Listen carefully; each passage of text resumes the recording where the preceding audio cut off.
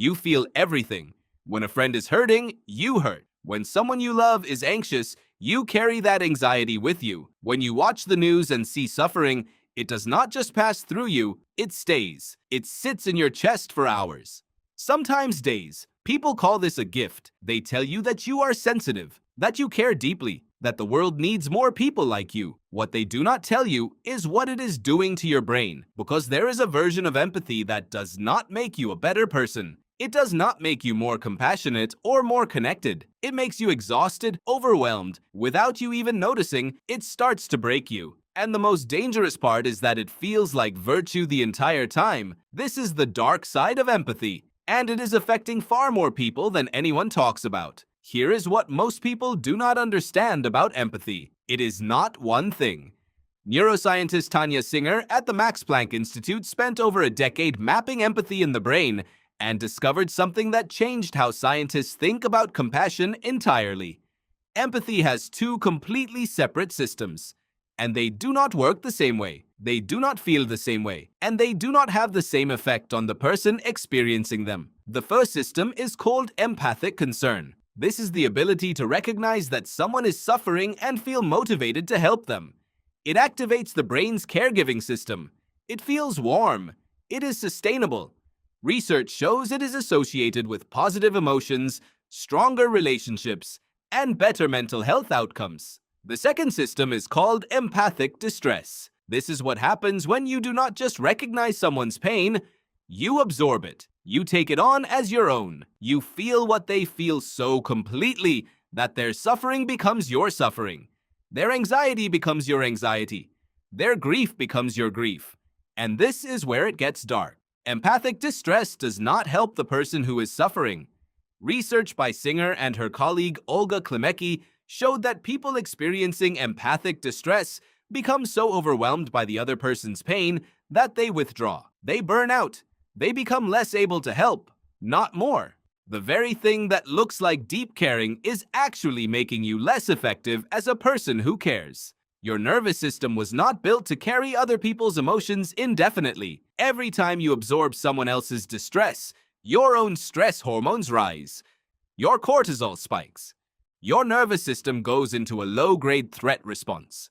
And if this happens repeatedly, if you are someone who absorbs the emotions of everyone around you constantly, your nervous system never fully returns to baseline.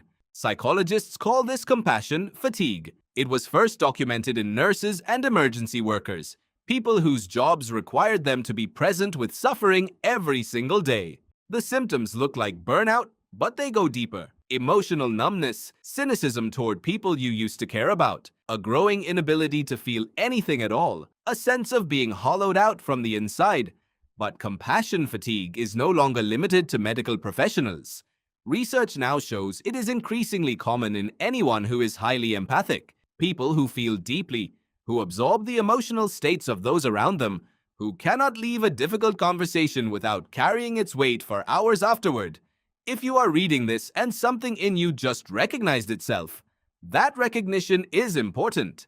There is also something happening at a neurological level that most people never consider. Highly empathic people have a more reactive mirror neuron system. Mirror neurons are the brain cells that fire both when you perform an action and when you observe someone else performing it. They are the biological basis of empathy, the neural mechanism that allows you to literally feel what another person is feeling. When someone flinches, your mirror neurons fire. When someone cries, something in your brain activates the same circuitry as if you were crying. In people with highly reactive mirror neuron systems, this response is amplified. Walking into a room of anxious people makes you anxious. Being around someone who is sad pulls you into sadness. You do not choose to absorb these emotions. Your brain does it automatically before you are even aware of what is happening.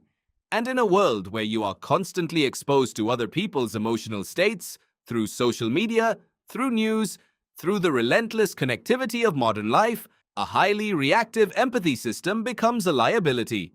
So what do? The first thing is to understand the difference between empathic distress and empathic concern, and to actively train the shift from one to the other. Tania Singer's research showed that this shift is possible and measurable when people practice compassion meditation, focusing not on feeling another person's pain, but on wishing them relief from it.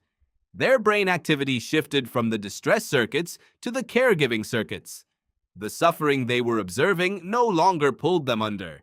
Instead, it motivated them. The difference is subtle but profound. Instead of feeling what they feel, you hold what they feel, with warmth, with care, with the genuine desire to help, without letting it become yours.